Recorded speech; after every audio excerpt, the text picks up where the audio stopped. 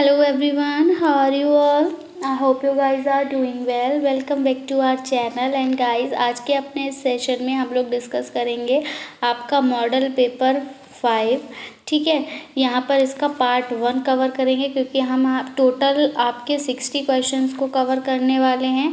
तो आपके पार्ट 1 में हम 30 क्वेश्चंस कवर करेंगे और पार्ट 2 में हम बाकी के 30 क्वेश्चंस को कवर करके टोटल आपका 60 क्वेश्चंस को जो है वो इस मॉडल पेपर में कवर कर रहे हैं। और ये जो 60 क्वेश्चंस हम आज आपके लिए लेकर आए हैं, ये क्वेश्चंस आपके नेट एग्ज़ाम के पैटर्न पर बेस्ड हैं और आपको होपफुली आपके अपकमिंग एग्ज़ाम्स में इन क्वेश्चंस को देखने को ज़रूर मिलेगा, इसलिए वीडियो को विदाउट स्किप के लास्ट तक ज़रूर देखें।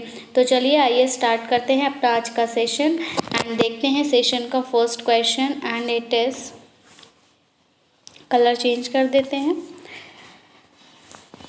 The question is choose the proper alternative given in the quotes to replace the question mark. यहाँ पर बोला है कि ये जो क्वेश्चन मार्क है इसको रिप्लेस करने के लिए इन कोट्स में से एक अच्छा सा आप एक ऑप्शन चूज़ कीजिए जो कि इस पर सही बैठे। पहले अब आप इसके लिए आपको क्या करना होगा, आप यहाँ देखेंगे वी हनी, यानी कि आपको क्या पता चल रहा है कि जो मधुमक्खी होती है वो क्या देती है, वो शहद देती है। यानी कि हमें क्या बताना है कि अब काऊ से क्या मिलता है, मिल्क मिलता है।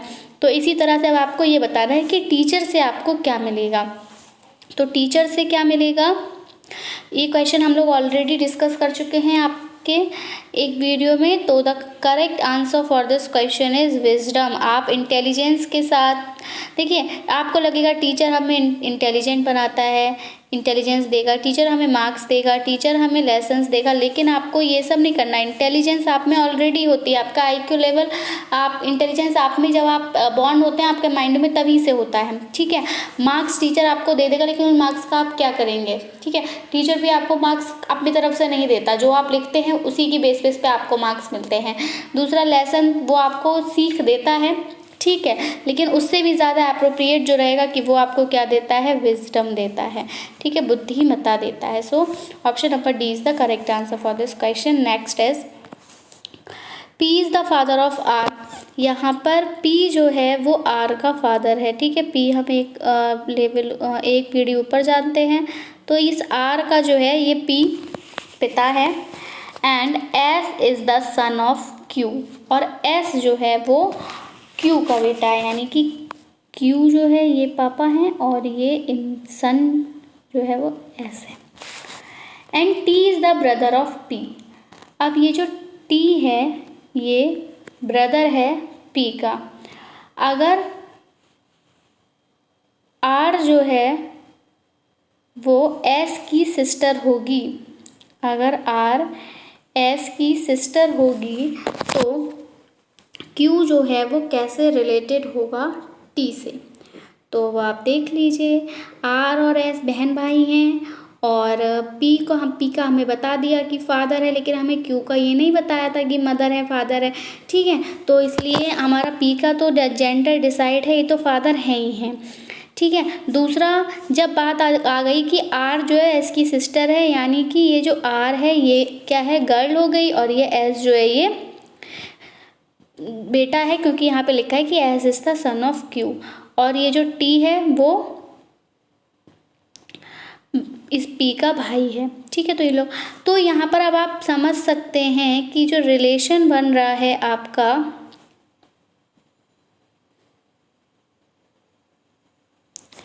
कि पी और क्यू आपस में कैसे रिलेटेड हैं।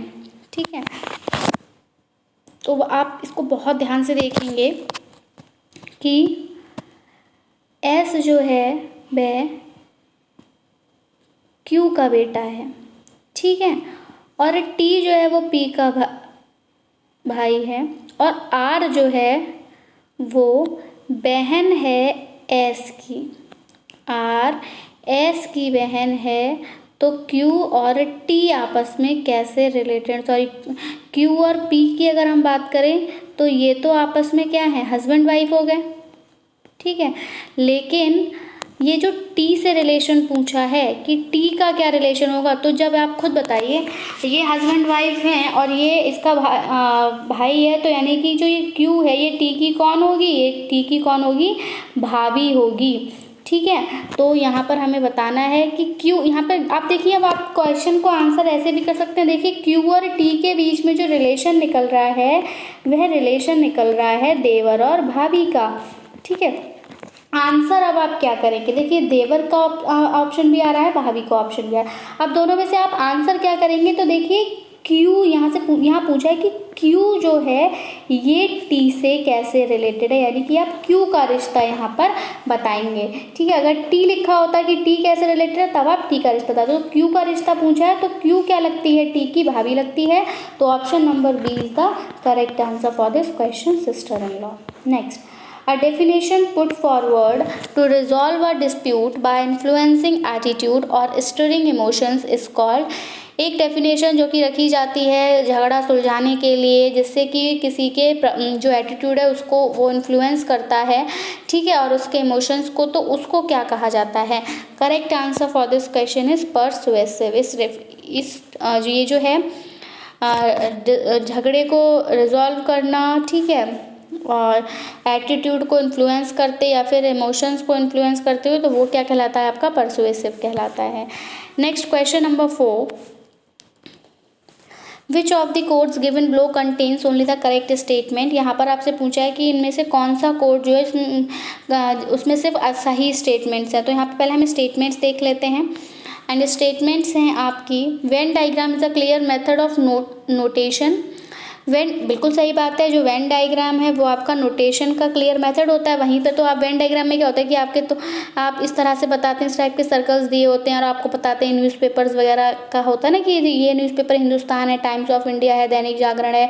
अब कितने लोग दोनों न्यूज़पेपर पढ़ते हैं, कोई तीनों पढ़ता है, कोई एक पढ़ता है। तो इस तरह से ये आपका जो वेन डायग्राम है ये क्या करता है, नोटेशन का एक मेथड है। ठीक है, statement, Venn diagram is the most direct method of testing the validity of categorical syllogism। अब कैटेगरिकल साइलोजिज्म का एक बहुत ही ज़्यादा परफेक्ट मेथड है, हम कह सकते हैं एक डायरेक्ट मेथड है जो कि आपकी साइलोजिज्म की वैलिडिटी को चेक करता है। बिल्कुल सही बात है। दूसरा है आपका वेन डायग्राम मेथड में प्रेमिसेस और कंक्लूजन्स निकलते हैं। बिल्कुल नहीं, ऐसा तो नहीं होता। प्रेमिसेस और कंक्लूजन्स वेन डायग्राम में कहाँ होते हैं, ठीक है। And in Venn diagram method the 3 overlapping circles are drawn for testing a categorical syllogism. बिल्कुल, तो करेक्ट आंसर जो जाएगा स्टेटमेंट कौन सी है, first, second and fourth, and it is here in option number B.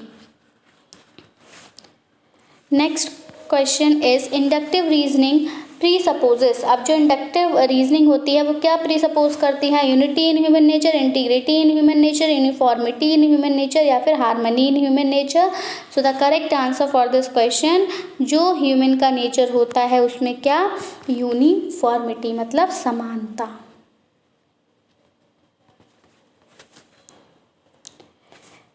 Next is read the table below and based on this table answer questions from 6 to 11। ठीक है, इस टेबल पे इस टेबल की बेस पे आपको 6 से 11 तक के आंसर करने हैं। देखिए area under major horticulture crops lakh hectares में यहाँ दिया है। अब आप देखो 2005-2006 में फ्रूट्स जो थे 53 थे, वेजिटेबल 72 थी, फ्लावर 1 था, यानी कि टोटल हॉर्टिकल्चर एरिया कितना था, 187। इसी तरह से 2006 से 7 में ये रहा, 2007 से 8 का ये रहा, 2008 से 9 का ये रहा, और 2009 से 10 का ये रहा। अब यहाँ आपसे पूछा है कि विच ऑफ द फॉलोइंग 2 ईयर्स, कौन सी 2 साल रिकॉर्ड की गई हैं जहाँ पे कि हाईएस्ट रेट रहा है टोटल हॉर्टिकल्चर के एरिया में इंक्रीमेंट का। तो यहाँ जब आप देखेंगे तो आप यहाँ देखेंगे तो आप देख पा रहे होंगे कहाँ इंक्रीमेंट सबसे ज़्यादा हुआ है। तो इंक्रीमेंट आप जब यहाँ पर देखेंगे तो आप आंसर करेंगे correct answer for this question 2006 और 7 और 2007 और 8. Option number D is the correct answer for this question. Next, shares of the area under flowers, vegetables and fruits in the area under total horticulture are respectively. तो the correct answer for this question is, आप data देख ही चुके हैं, correct answer है 138 and 30%. Option number A. Next, which of the following has recorded the highest rate of increase in area during 2005-6, 2009-10. इनमें से किस, इस समय पर इनमें से किसका इंक्रीमेंट सबसे ज़्यादा हुआ था? तो ये हुआ था आपके फ्लावर्स का. Next is find out the horticulture crops that have recorded an increase of area by around 10% from 2005 to 6 to 2009 to 10. And the correct answer for this question is vegetable. Option number B is the correct answer. Next is, what has been the share of area under fruits, vegetables and flowers in the area under the total horticulture in 2007 to 8? And the correct answer for this question is option number B, 68%. Next, move towards our next question, and it is, in which year area under fruits has recorded the highest rate of increase? And the correct answer for this question is 2006 to 2007. Option number A. Next question is WW stands for, बहुत ज़्यादा easy है, आप सभी को पता है. WWW की full form क्या है आपकी? तो it is world wide and web. Option number C is the correct answer for this question. Question number 13. A hard disk is divided into tracks which is further subdivided into. यहाँ बोला है कि जो hard disk है वो आपकी tracks में divide होती है, जिसको फर्दर सब डिवाइड किया जाता है. मतलब ये हार्ड डिस्क है, इसको डिवाइड करा ट्रैक में, और अब इस ट्रैक को फर्दर डिवाइड किया जाएगा किस में? तो ये जो ट्रैक होगा ये फर्दर डिवाइड होगा आपका सेक्टर्स में. Option number B is the correct answer for this question. Next, a computer program that translate a program statement by statement into machine language is called. and अब यहाँ बोला है कि एक कंप्यूटर प्रोग्राम जो कि ट्रांसलेट कर देता है किसी भी एक उस प्रोग्राम को या एक प्रोग्राम स्टेटमेंट को मशीन लैंग्वेज की स्टेटमेंट से, तो वो आपका क्या कहलाता है? कंपाइलर, सिमुलेटर, ट्रांसलेटर या इंटरप्रीटर. तो the correct answer for this question is interpreter, क्योंकि वो क्या करता है? इंटरप्रीट करता है. Next, question number 15. A gigabyte is equal to, ये क्वेश्चन भी हम लोग डिस्कस कर चुके हैं कि एक गीगाबाइट किसके बराबर होता है? तो ये आपका 1024 मेगाबाइट्स के बराबर होता है. Next, a compiler is a software which converts. अब यहाँ पर बोला है कि कंपाइलर जो है वो एक सॉफ्टवेयर भी कन्वर्ट करता है कैरेक्टर को बिट्स में, हाई लेवल लैंग्वेज को मशीन लैंग्वेज में, मशीन लैंग्वेज को हाई लेवल लैंग्वेज में, या वर्ड्स को बिट्स में. सो the correct answer for this question, high level language को मशीन लैंग्वेज में कन्वर्ट करता है कंपाइलर. वर्चुअल मेमोरी इज, तो वर्चुअल मेमोरी क्या है? एक्सट्रीमली लार्ज मेन मेमोरी होती है, या फिर an extremely large secondary memory होती है, या फिर इल्यूजन होता है एक्सट्रीमली लार्ज मेन मेमोरी का, या फिर टाइप होता है memory used in super computers.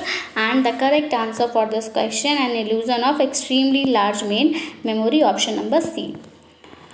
Question number 18 is the phrase tragedy of commons in the context of. आप जो फ्रेज है आपका ट्रेजिडी ऑफ कॉमन, एक किस कंटेक्स्ट में आता है? कि tragic even related to damage caused by release of poisonous gas. की ट्रेजिडी क्या होती है? एक तरह का डैमेज होता है जो कि आपकी जहरीली जो गैस है उसके निकलने से होता है, या फिर ट्रेजिक कंडीशन पुअर पीपल्स की होती हैं, या फिर रिन्यूएबल फ्री एक्सेस रिसोर्स का डिग्रेडेशन हो जाता है, क्लाइमेट चेंज हो जाता है. तो the correct answer for this question कि डिग्रेडेशन होता है रिन्यूएबल फ्री एक्सेस रिसोर्सेज का. Option number C. बात आती है Kyoto protocol is related to. कल भी बताया था कि जो क्योटो प्रोटोकॉल है ये आपकी किससे रिलेटेड है? ये आपकी क्लाइमेट चेंज से रिलेटेड है. Option number D is the correct answer for this question. Ozone depletion, हम मॉन्ट्रियल प्रोटोकॉल यहाँ यूज़ करते हैं. ठीक है, आपकी बायोडाइवर्सिटी वाला क्वेश्चन कल हमने देखा था, मैं फिर भी रिवाइज करा देती हूँ.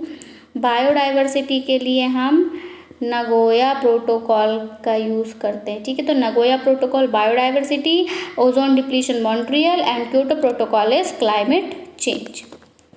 Next, which of the following is a source of emission leading to the eventual formation of surface ozone as a pollutant. आपको यहाँ पर पूछा है कि ट्रांसपोर्ट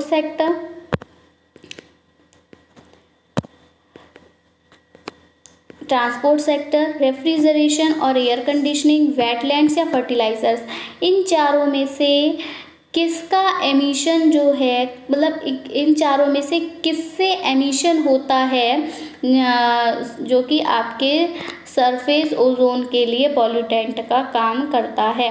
तो सरफेस ओजोन के लिए जो हमारा पॉल्यूटेंट का काम करता है वो हमारे क्या होते हैं, नाइट्रोजन के ऑक्साइड्स होते हैं, ठीक है। और ये सब हमारे कहाँ से निकलते हैं, ये हमारे ट्रांसपोर्ट सेक्टर से निकलते हैं। Option number A is the correct answer for this question. Next, move towards our next question and it is the smog in cities in India mainly consist of.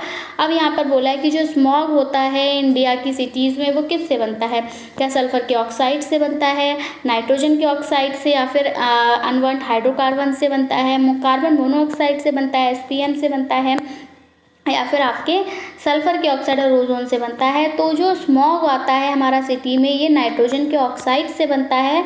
और जो अनवर्न्ड हाइड्रोकार्बन्स होते हैं, यहाँ पर आपकी बात आ रही है कि जो फॉसिल फ्यूल्स का इनकम्प्लीट कंबशन होता है, उस इनकम्प्लीट कंबशन की वजह से ये जो स्मॉग है सिटीज़ में डेवलप होता है इंडिया की, ठीक है। So option number B is the correct answer for this question. Next, question number 22. Which of the following types of natural hazards have the highest potential to cause damage to humans? अब यहाँ पर आपसे बोला है कि इन चारों में से कौन सा एक ऐसा नेचुरल हैजार्ड है जो सबसे ज़्यादा तबाही मचाता है ह्यूमंस के लिए। क्या अर्थक्वेक, क्या फॉरेस्ट फायर, क्या वोल्केनिक इरप्शन, या फिर ड्रॉट्स एंड फ्लड्स। तो देखिए, अर्थक्वेक अगर आता है तो हम कह सकते हैं सिर्फ ये ह्यूमंस के लिए तबाही ज़्यादा नहीं मचाता, क्योंकि क्या होता है, ये डिपेंड करता है कि अर्थक्वेक आपका किस स्पीड में आ रहा है। अगर वो हल्की स्पीड में आता है तो आपको बस थोड़ा सा वाइब्रेशन फील होता है आपकी अर्थ पे, और उससे कोई ज़्यादा खास डैमेज नहीं होता। अगर थोड़ा तेज़ गति पे भी आता है तो क्या हो जाता है, जो हायर बिल्डिंग्स वगैरह होती हैं, जो बहुत ऊंची बिल्डिंग्स होती हैं, वो जो है आपकी डिस्ट्रक्ट हो जाती हैं, उनका डैमेज यहाँ पर होता है, ठीक है। फॉरेस्ट फायर, जब जंगलों में आग लगती है तो क्या है, इंसानों को तो कोई फ़र्क नहीं पड़ता, जंगलों में आग लगती है वहाँ से बस क्या होते हैं कि जो वाइल्ड लाइफ होती है उस पर इफ़ेक्ट पड़ता है, ठीक है। प्लांट्स जो है वो ख़त्म हो जाते हैं, इसकी वजह से ऑक्सीजन जो है वो वहाँ पर इफेक्ट डालती है, ठीक है। एनवायरनमेंट पर इफेक्ट पड़ता है फॉरेस्ट फायर का। अर्थक्वेक भी नहीं ह्यूमंस पे आएगा। वॉल्केनिक इरप्शन, तो जब आपका ज्वालामुखी फटता है इसका भी जो डैमेज होता है वो किसके लिए होता है, वो हमारे इन्वायरमेंट पे इसका इफ़ेक्ट पड़ता है, ठीक है। क्योंकि हार्मफुल गैसेस जो हैं वो इन्वायरमेंट में रिलीज़ होती हैं, जो कि हमारे इन्वायरमेंट को क्या करती हैं, पोल्यूट करती हैं, ठीक है। लेकिन ये जो ड्रॉट्स और फ्लड होता है, यानी कि जो सूखा होता है और जब बाढ़ आ जाती है, ये दो रीज़न्स जो हैं वो बुरी तरह से आपके ह्यूमंस को प्रभावित करते हैं। कैसे करते हैं, देखिए, जब आप मान लीजिए हम एक फार्मर्स का एग्जाम्पल लेते हैं, ठीक है। फार्मर की रोज़ी रोटी कैसे चल रही है, उसकी जो क्रॉप है उसने अपनी जो मेहनत की है क्रॉप को लगाने में, जब उस क्रॉप की वो हार्वेस्टिंग करेगा, उसको काटेगा, उससे निकलने वाले अनाज को जब वो मार्केट में बेचेगा, जितना ज़्यादा अनाज उसका होगा उतनी ज़्यादा उसको कॉस्ट, मतलब अनाज जब अच्छे से बेचेगा तो कॉस्ट ज़्यादा मिलेगी, जिस तरह तब क्या होगा, वो अच्छे से सर्वाइव कर पाएगा। दूसरी तरफ अनाज जब ज़्यादा होगा तो लोगों को भी भरपूर मात्रा में, जो बाकी के लोग हैं जो इन किसानों पर डिपेंड हैं अपनी लाइफ के लिए, अपने कह सकते हैं हम फूड के लिए, तो उन्हें भी सफिशिएंट फूड सभी को मिल जाएगा, ठीक है। लेकिन अब अगर सूखा पड़ जाता है ठीक है। तो क्या होगा, सूखा पड़ने से वाटर की अवेलेबिलिटी कम होगी, जिसकी वजह से जो भी क्रॉप लगाई गई होगी वो अच्छे से वहाँ पर ग्रोथ नहीं हो पाएगी, वो सूखने लगेगी क्योंकि पानी की कमी है, पानी उसको पूरी भरपूर मात्रा में नहीं मिल रहा है। इरिगेशन वगैरह वो कितना भी करें लेकिन उस जो जितना पानी उस क्रॉप को चाहिए, जो रेन से मिलता उतना नहीं प्रोवाइड हो पा रहा है। तो क्या होगा, फसल जो होगी वो कम होगी। फसल जब कम होगी तो किसान को तो नुकसान होगा ही होगा, साथ ही साथ जो बाकी के लोग इस अब मान लीजिए कि खाने वाले 10 हैं और रोटी सिर्फ 4 हैं, तो क्या सबको मिल पाएंगी बराबर? बराबर नहीं मिलेंगी। अब थोड़ा थोड़ा ही खा के इंसान का पेट 2 रोटी में भर रहा है, लेकिन अब रोटियां तो सिर्फ 4 हैं और जो नंबर ऑफ पीपल्स हैं वो 10 है, तो अब वो क्या करेंगे, इसी की शेयरिंग करेंगे ना। ठीक है, मान लीजिए 5 हैं, ये हम क्लियरली ऐसे लेते हैं, 10 मैन हैं, 5 रोटीज़ हैं, तो अब ये क्या करेंगे, 2 इंसान मिलके 1 रोटी खाएंगे, यानी एक इंसान को आधी रोटी मिलेगी। पेट भर रहा है 2 रोटी में, तो आधी रोटी में पेट नहीं भरेगा। यहाँ पर क्या हो रहा है, इंसानों पर प्रभाव पड़ रहा है। Same thing happens with flood all, तो फ्लड में भी ऐसा ही घर वर बह जाते हैं, रहने की जगह नहीं मिलती, वहाँ पर भी आपके भुखमरी जैसे हालात जो है वो उत्पन्न हो जाते हैं। तो भुखमरी फैल जाना, ये सब ये ड्रॉट और फ्लड से ही मानव प्रभावित होता है। So option number D is the correct answer for this question. General मैंने आपको रीजंस दे दिए। Next question number 23, the percentage share of renewable energy sources in the power production in India is around, जो renewable energy sources है उसके share का जो percentage रहता है पावर प्रोडक्शन में इंडिया में वो कितना है, लगभग है आपका 10 to 12%। Option number C. Next question number 24, यहाँ बोला है कि इनमें से कौन सी कैटेगरी में OBC student, SC student, ST या फिर वुमेन स्टूडेंट, इन चारों में से कौन से स्टूडेंट या फिर कौन सी कैटेगरी में जो एनरोलमेंट होता है स्टूडेंट्स का हायर एजुकेशन में 2010 और 2011 की जनगणना के अकॉर्डिंग बताया, वो आपकी जितनी भी सीट्स रिजर्व होती हैं उनकी परसेंटेज से बियॉन्ड गया था। ठीक है, so the correct answer for this question जो ओबीसी स्टूडेंट थे उनका percentage, option number A. Next है which one of the following statement is not correct about the university grants commission. अब यहाँ पर आपको कुछ स्टेटमेंट्स प्रोवाइडेड है और आपसे पूछा है यूजीसी के अकॉर्डिंग कौन सी स्टेटमेंट सही नहीं है। तो देखिए जो आपकी यूनिवर्सिटी ग्रांट कमीशन है ये स्टैब्लिश हुई थी 1956 में पार्लियामेंट एक्ट के द्वारा। देखिए गलत बतानी है आपको, ठीक है, तो बिल्कुल सही बात है। जो आपकी यूनिवर्सिटी ग्रांट कमीशन है इसको 1956 में इसका इस्टेब्लिशमेंट हुआ था, ठीक है, और एक्ट ऑफ पार्लियामेंट के तहत हुआ था। Next, it is tasked with promoting and coordinating higher education, बिल्कुल सही बात है। क्या यूजीसी आपका 6 to 8 के लिए मानक निर्धारित करता है? नहीं करता है, आपका हायर एजुकेशन के लिए करता है ना, आपके ग्रेजुएशन, पोस्ट ग्रेजुएशन, पीएचडी, ठीक है। It receive plan and non plan funds from central government, बिल्कुल इसको प्लान और नॉन प्लान फंड्स जो होते हैं वो कहाँ से मिलते हैं, वो मिलते हैं सेंट्रल गवर्नमेंट से। तो ये तीनों स्टेटमेंट सही हैं और हमें गलत बतानी है, इसलिए ये तीनों स्टेटमेंट जो है वो गलत हो जाएंगी और गलत वाली स्टेटमेंट सही हो जाएगी, जो कि है कि ये फंड लेता है स्टेट गवर्नमेंट से स्टेट यूनिवर्सिटी के रिस्पेक्ट में, तो ये गलत है। ये फंड कहाँ से लेता है, आपके सेंट्रल गवर्नमेंट से लेता है। Next question number 26, consider the statement which is followed by 2 arguments. अब आप स्टेटमेंट को कंसीडर कीजिए, यहाँ पे 2 आर्ग्यूमेंट्स दिए हैं, ठीक है। स्टेटमेंट है should India switch over to a 2 party system, क्या इंडिया को 2 पार्टी सिस्टम पे स्विच करना चाहिए, स्विच ओवर करना चाहिए। आर्ग्यूमेंट है yes it will lead to stability of government, हाँ बिल्कुल इससे क्या होगा, गवर्नमेंट की स्टेबिलिटी बढ़ेगी। या फिर no it will limit the choice of voter, नहीं इससे जो वोटर्स की चॉइस है वो कम होगी। ओनली आर्ग्यूमेंट 1, अब यहाँ पे ये 2 आर्ग्यूमेंट्स थे, अब यहाँ पे ऑप्शंस ये हैं कि सिर्फ ए आर्ग्यूमेंट स्ट्रॉन्ग है या सिर्फ सेकंड आर्ग्यूमेंट स्ट्रॉन्ग है या दोनों ही आर्ग्यूमेंट स्ट्रॉन्ग है। तो बिल्कुल सही, दोनों ही आर्ग्यूमेंट जो है वो यहाँ पर स्ट्रॉन्ग है। हाँ ठीक है, इससे यहाँ पर गवर्नमेंट की स्टेबिलिटी भी बढ़ेगी, लेकिन हाँ जो चॉइस है वोटर्स की उसकी लिमिट जो है वो कम होगी। तो दोनों ही आर्ग्यूमेंट्स यहाँ पर स्ट्रॉन्ग है। Option number C is the correct answer for this question. Question number 27 is consider the statement which is followed by 2 arguments. अब यहाँ पर भी एक स्टेटमेंट देखेंगे, यहाँ पे 2 आर्ग्यूमेंट्स दिए हैं। स्टेटमेंट है कि should persons with criminal background be banned from contesting election.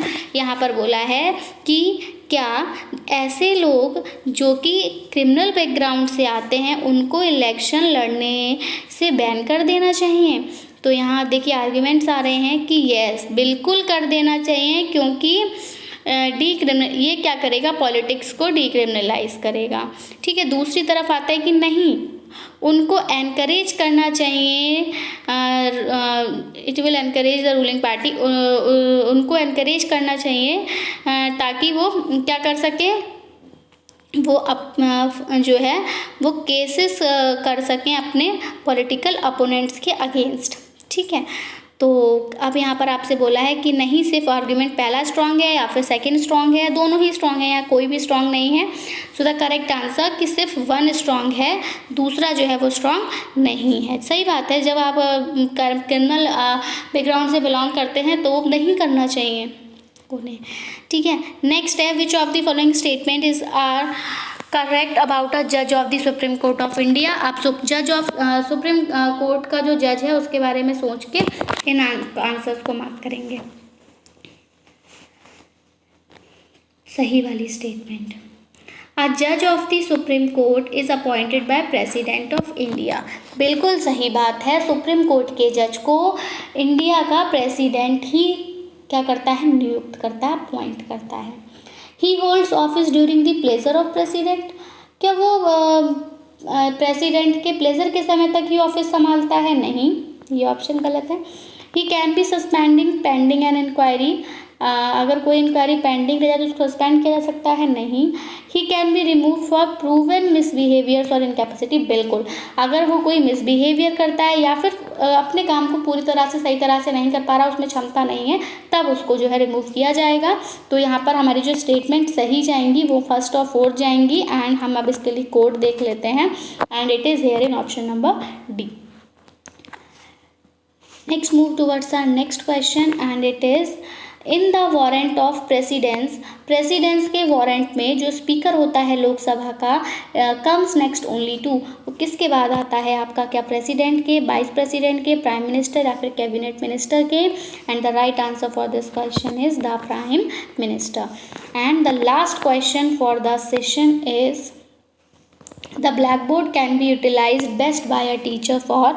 जो ब्लैक बोर्ड होता है उसको यूटिलाइज किया जाना चाहिए टीचर के द्वारा, किस लिए, ताकि वो उस पर मैटर ऑफ टीचिंग, मतलब जो भी उसको पढ़ाना है, जो भी मैटर वो पढ़ाने के लिए लाया है उसको ब्लैक और वाइट करके लिख सके। ठीक है, वहाँ पे रख सके, या फिर स्टूडेंट को अटेंटिव बनाए, या फिर इम्पॉर्टेंट और जो भी नोट करने वाले पॉइंट्स हैं उन्हें लिख के, या फिर टीचर खुद को हाईलाइट करे। ठीक है, तो करेक्ट आंसर जो रहेगा कि बोर्ड का इस्तेमाल टीचर को क्यों करना चाहिए, तो बोर्ड का इस्तेमाल उस टीचर को तब करना चाहिए जब आप मान लीजिए टीचर जो है वो आपको टीचिंग कर रहा है, आपको समझा रहा है, कोई भी एक टॉपिक वो पढ़ा रहा है, तो उसके जो इम्पॉर्टेंट पॉइंट हैं उनको वो वहाँ नोट कर दे, ताकि जो पॉइंट स्टूडेंट नोट करे, जो क्वेश्चन का वो आंसर करें, तो उन पॉइंट्स को उन्हें लिखना हो एलैबोरेट करके, तो वो पॉइंट्स जो है वो टीचर नोट करता चले और फिर उनको डिस्क्राइब करता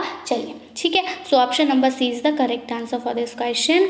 आई होप आपको सेशन पसंद आया होगा। वीडियो पसंद आया तो प्लीज़ इसको लाइक करें एंड अपने फ्रेंड्स में शेयर करें ताकि उनको भी इसका बेनिफिट मिल सके। So that's it from my side. I will be coming back with some new important questions. Till then, take care and bye bye. Thanks for watching. Thanks. Have a nice day.